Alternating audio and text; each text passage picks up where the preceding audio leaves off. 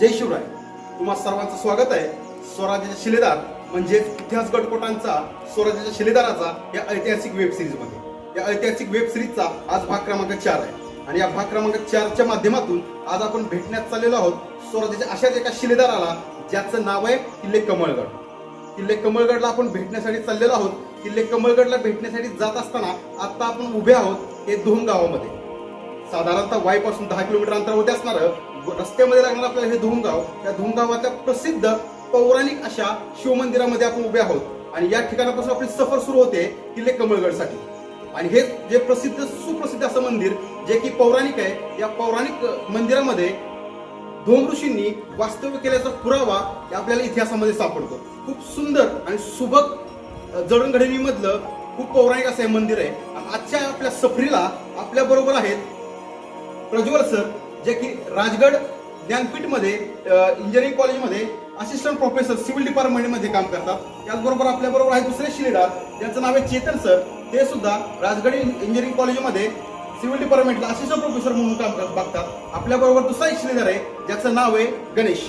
या सर्व शिलेदारांबरोबर आज आपण भेटण्यास चाललेलो आहोत स्वराज्याच्या अशाच एका शिलेदाराला ज्याचं नाव आहे किल्ले कमळगड. किल्ले कमळगडची साहसीमय सफर आपण या ठिकाणी सुरुवात करतोय धोम गावामधील पौराणिक आणि सुप्रसिद्ध असलेल्या या शिवमंदिरापासून.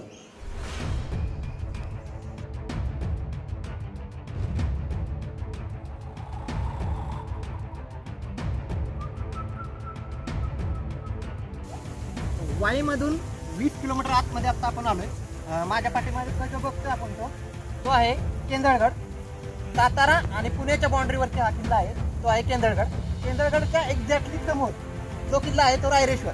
स्वराज्याची शपथ घेतली 14व्या वर्षी शिवरायांनी शपथ घेतली. तो किल्ला आहे रायरेश्वर. आणि रायरेश्वरला जाण्यासाठी इथून हा मार्ग आहे.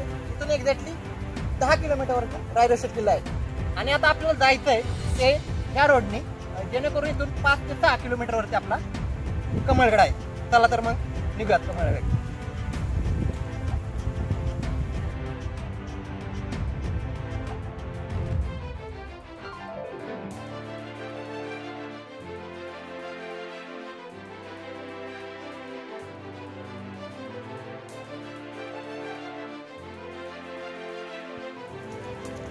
आताच कमळगडच्या पायथ्याशी या ठिकाणी पोहोचलेलो आहे. गाडी पार्क केलेली आहे. गाडी पार्क केल्यानंतर आता आमच्या खऱ्या अर्थात चढाई सुरू होती आहे कमळगडासाठी. परंतु संपूर्ण चारी बाजूनी वनराईने नटलेला हा निसर्गाची देणगी लाभलेला हा किल्ला खऱ्या अर्थात चढाईला सुरुवात करताना निसर्गाची मुक्त हाताने झालेली उधळण पाहावीशी वाटते. गाडीच्या येताच्या वेळी गाडीच्या पुढच्या टायराखाली एक साप आला. त्यावेळी कॅमेरा फक्त चालू नव्हता म्हणून त्याचं शूट राहून गेलं. त्या सापाचं नाव काय होतं? टोळ जातीचा साप, हिरव्या साप येऊन गेला. अशी बरीच अशी श्वापद, जंगली श्वापद, पक्षी अजून सुद्धा पक्षाचा किलबिलाट या जागेवरती आम्हाला येतो. अशी बरीच रोमांचकारी सफर आजची आपली नक्की होणार आहे. तर नक्की संपूर्ण व्हिडिओ नक्की बघा, कारण याच्या पुढे आपण माणूस विरहित होतो आणि पूर्णपणे निसर्गाशी एकरूप होतो. तर आपण पुढच्या प्रवासासाठी चाललेलो आहेत कमळगड.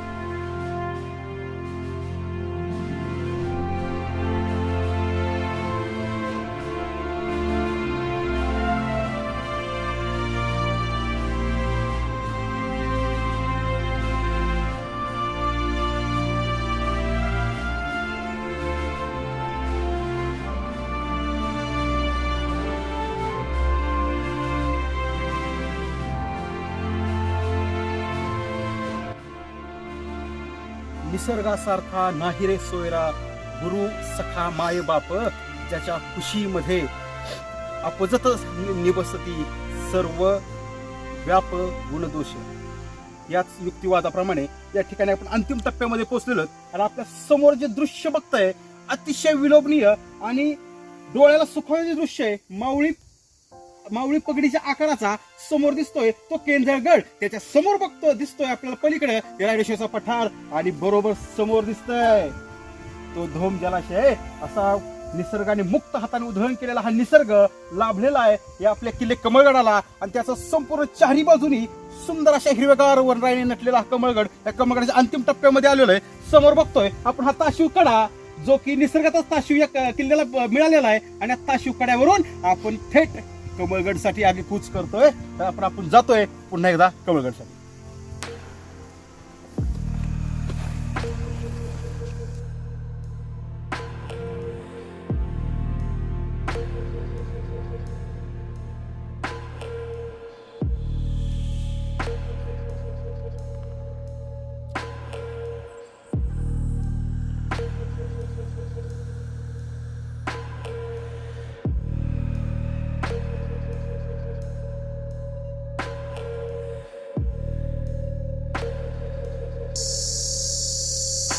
खऱ्या अर्थानं अशा मुक्त निसर्गाचा जर आनंद आम्हाला घ्यायचा म्हटलं तर आम्ही निसर्गाशी एकरूप झालो पाहिजे. निसर्गाच्या प्रत्येक असणाऱ्या गोष्टीशी आम्ही एकरूप झालो पाहिजे. त्यावेळेस आम्ही निसर्गाचा स्वच्छंदपणे आनंद घेऊ शकू. आपण आता या दाट वनराईच्या अशा मध्यभागी उभे आहोत. आपण हळुवारपणे आवाज ऐकू शकतो. किर्र असा आवाज, तिथल्या रातकिड्यांचा येणारा आवाज आहे, त्याचबरोबर पक्ष्यांचा येणारा आवाज आहे. यांना न डिस्टर्ब करता जर आपण असंच पुढे जात राहिलो तर नक्कीच निसर्गाचा आपल्याला मनमुराद आनंद लुटता येईल. आणि आपल्याला तेच करायचंय. ज्यावेळेस आपण निसर्गाशी एकरूप होऊ त्यावेळेसच आपल्याला खरा निसर्ग काय तो समजणार आहे.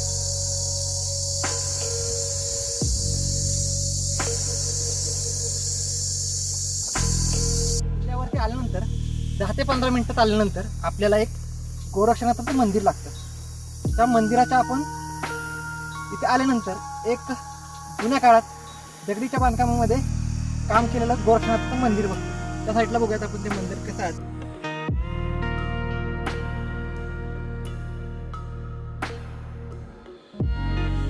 हिरव्यागर्द झाडीतून, घनदाट झाडीतून नागमोडी वळण घेणारी वाट आपल्याला थेट घेऊन येते गडाच्या अलीकडे असणाऱ्या वाटेमध्ये असणाऱ्या गोरक्षनाथ मंदिराकडे. आपण बघतोय जुन्या काळात पूर्णपणे दगड आणि मातीमध्ये स्थित असणारं हे गोरक्षनाथ मंदिर सध्या या ठिकाणी कोरोनाच्या कार्यकाळामध्ये बंद आहे.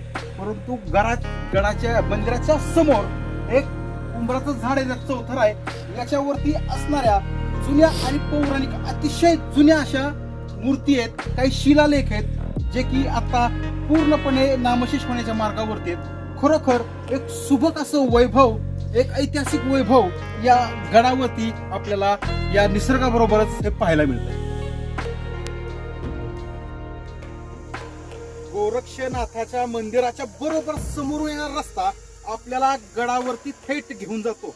परंतु गडावरती जात असताना रस्त्यामध्ये आपणाला एक जिवंत पाण्याचा झरा, जो की कातळामधनं पाण्याचा थंड पाण्याचा झरा आपल्याला निघालेला सापडतो, जे की पिण्यास योग्य असं पाणी आहे. आणि हे पाणी रस्त्यामध्ये असल्यामुळं वाटसरूंना, येणाऱ्यांना आपली तहान भागवण्यासाठी अतिशय उत्तम प्रतीचं असं उच्च प्रतीचं पाणी आहे. त्याचबरोबर समोर बघतोय की जी कौलाची छोटी टुमदार घरं दिसत आहेत तर ती मांडणी गाव आहे. म्हणजे इतक्या डोंगराच्या दऱ्या खोऱ्यामध्ये या सह्याद्रीच्या कपारीमध्ये वसलेलं आहे हे मांडणी गाव. या मांडणी गावकडून खालचा जो प्रदेश आहे हा समोर असणारं जे धोम धरण, त्या बालकवडी धरण, त्या संपूर्ण निसर्गरम्य परिसरामध्ये स्थित असणारा हा कमळ.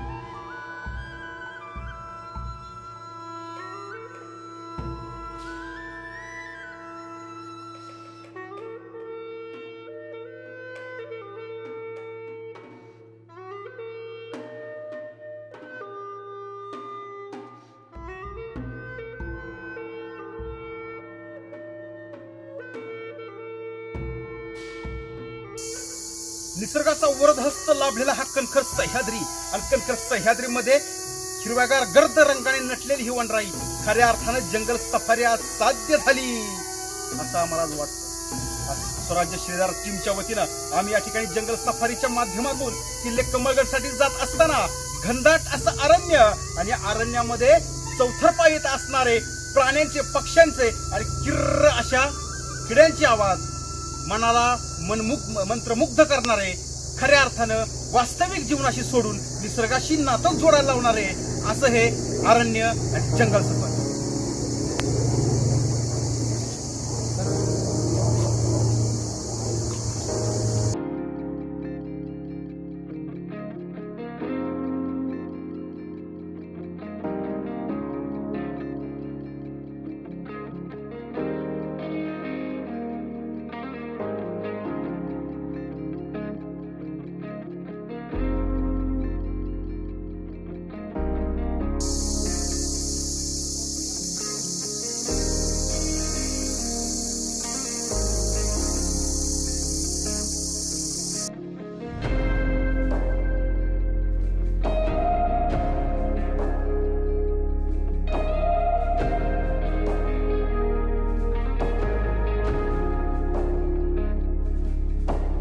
तब्बल 1.5 ते पावणे 2 तासाच्या अथक परिश्रमानंतर या अवघड अशी चढण चढल्यानंतर कुठेतरी किल्ल्याचे अवशेष दृष्टिक्षेपास आम्हाला पडलेले आहेत.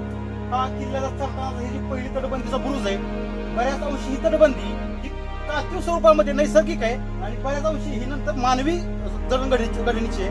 तर या ठिकाणावरून आपल्याला कमळगडच्या पहिल्या पायरीचं दर्शन होतं.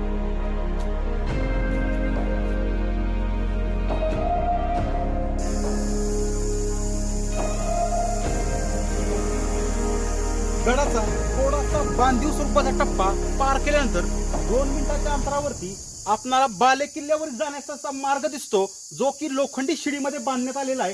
पूर्वी त्या ठिकाणी दगडी पायऱ्या असायच्या, परंतु पावसाच्या प्रवाहामुळं, ऋतुमानाच्या बदलामुळं त्या पायऱ्या नाहीशा झालेल्या आहेत. त्याच्यावर लोखंडी रेलिंग टाकलेलं आहे आणि या लोखंडी रेलिंगवरून आपण वरती बाले किल्ल्यावरती जातो, ज्याचे कडे पूर्णपणे ताशीव आहे. हे आपल्याला बघण्यास सुंदर असा किल्ला आहे. ताशीव कड्यामध्ये पूर्णपणे नैसर्गिकरित्या बांधकाम असलेला हा किल्ला आहे.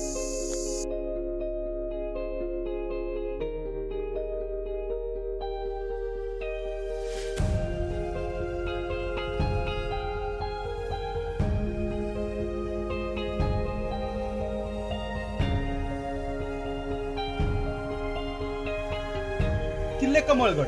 किल्ले कमळगडची जर भौगोलिक स्थिती आज आम्ही पाहायची म्हटलं तर हा किल्ला गिरिदुर्ग प्रकारातला आहे. गिरिदुर्ग प्रकारातला हा किल्ला असून चौथरपा गडा हिरवेदार वनराई नटलेला हा किल्ला आहे, त्यामुळे हा वनदुर्ग सुद्धा शोभतो.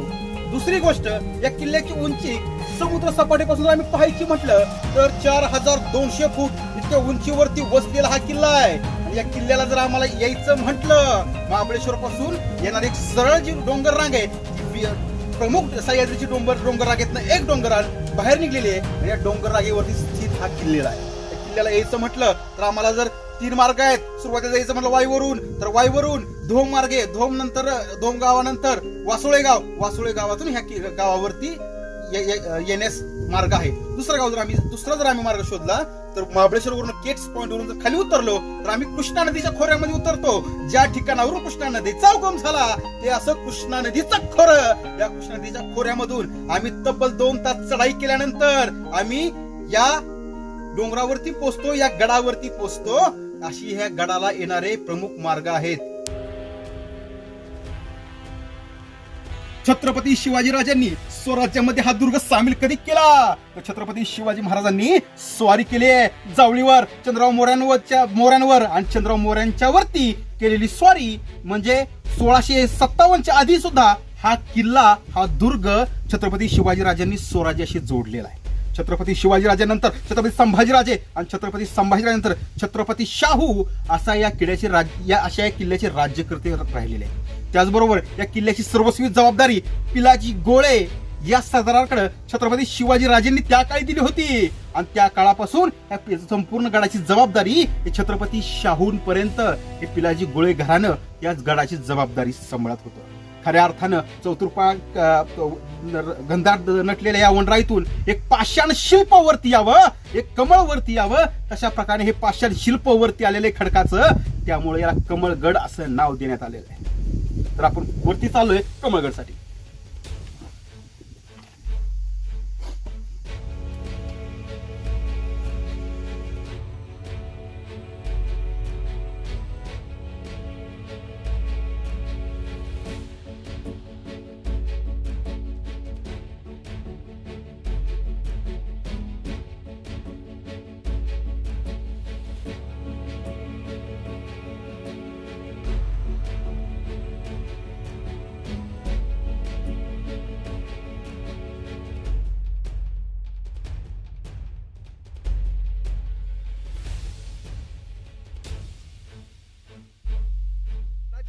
सर्वोच्च ठिकाणी या ठिकाणी आम्ही पोहोचलोच आणि गडाच्या मध्यभागी आल्यानंतर आम्हाला भग्नावस्थेत असणारी एक इमारत आम्हाला या ठिकाणी दिसते. खऱ्या अर्थानं ही इमारत या गडाची सदर आहे. या सदरेचा संपूर्ण भाग जरी पडला असला तरी याची आखीव रेखीव आखणी, त्याचबरोबर याचे अवशेष या ठिकाणी शिल्लक आहेत आणि याच्यावरतीच डौलानं फडकणारा हा आमचा भगवा, आमची शान असणारा भगवा या सदरेवरती फडकतोय. ही जागा या गडाच्या सदरेची आहे. या ठिकाणी किल्ल्याच्या सर्वोच्च शिखरावरती म्हणजे परमोच्च बिंदूवरती या ठिकाणी आपण उभे आहोत आणि या स्थानावरून हे समोरचं दिसणारं विहंगम दृश्य, निसर्गाने मुक्त हस्ताने उधळण केलेले हा निसर्ग दिसणारा काही औरच आहे, ज्याची तुलना शब्दामध्ये करणं, शब्दाच्या पलीकडे असणारा हा निसर्ग या ठिकाणी मला पाहायला मिळतोय. त्याचबरोबर या ठिकाणापासून मी उत्तरेकडे बघतोय तर उत्तरेकडे मला दिसतोय मावळ्यांची पगडी असणारा, मावळी पगडी आकारात दिसणारा तो केंद्रगड आहे. केंद्रगडाच्या बरोबर समोर दिसतोय तो रायरेश्वराचा पठार, जे रायरेश्वराचा किल्ला आहे. त्याचबरोबर आम्ही जर समोर त्या वनराईच्या पलीकडचं जर डोंगर बघितलं तर तो याला म्हणतात नवरा नवरीचा डोंगर आणि समोर हे जे तास दिसतंय पूर्णपणे पाण्याने खचाखच भरलेलं असं हे तास आहे धोम धरणाचं. धोम धरणाच्या पूर्व बाजूला दिसतंय पांढऱ्या स्वरूपाच्या बिल्डिंगा दिसत आहेत, ते वाई आणि वाईपासून पसरणीचा घाट चालू होतो आणि पसरणीचा घाट संपतो येऊन पाचगणीवरती. समोर जे माझं बोर्ड दिसतंय त्या ठिकाणी पाचगणी आहे आणि त्या पाचगणीच्या पाठीमागं तो सपाट दिसतोय जमिनीचा, ते आहे ते पाचगणीचं फेमस मशहूर असं टेबल लँड. एवढे सगळे स्पॉट या किल्ल्याच्या पूर्व दरवाज्यातून आपल्याला पाहायला मिळतात. उत्तर अजून काही स्पॉट आहेत. त्याचबरोबर सर्वात प्रमुख आकर्षण ज्याच्यासाठी आपण इथपर्यंत आलो ते म्हणजे या ठिकाणी असली गेरूची विहीर.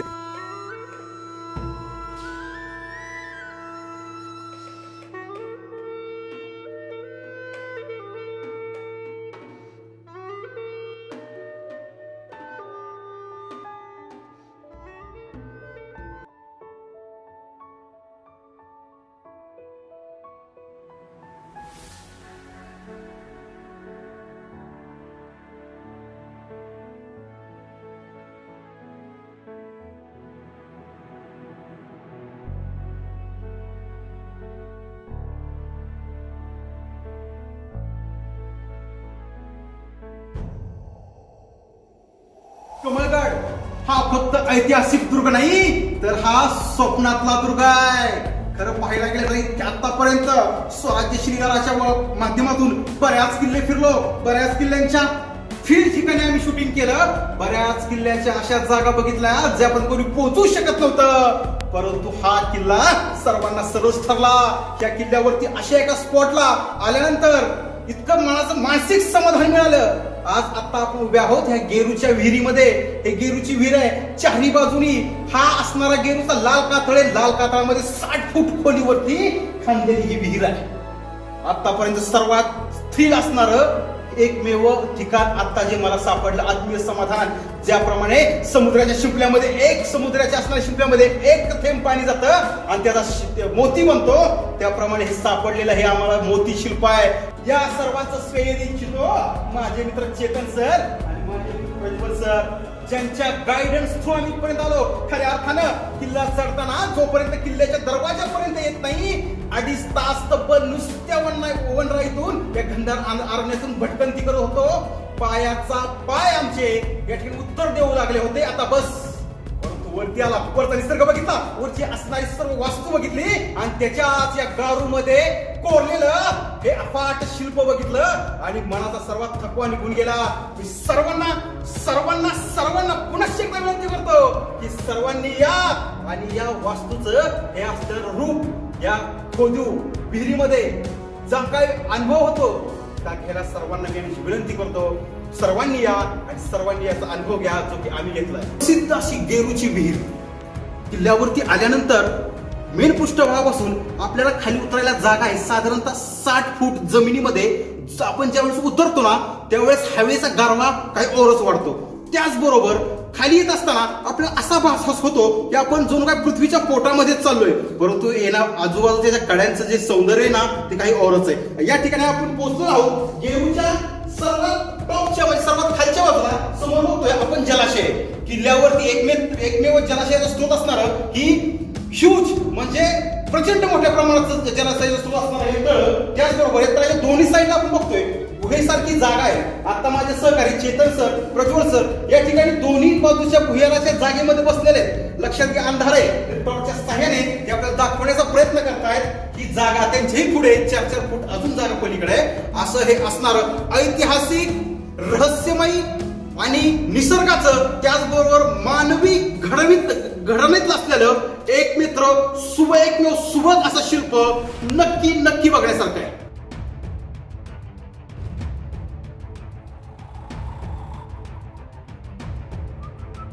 याचबरोबर किल्ले कमळगड याची रहस्यमय, साहसी त्याचबरोबर निसर्गमय सफर या ठिकाणी संपते.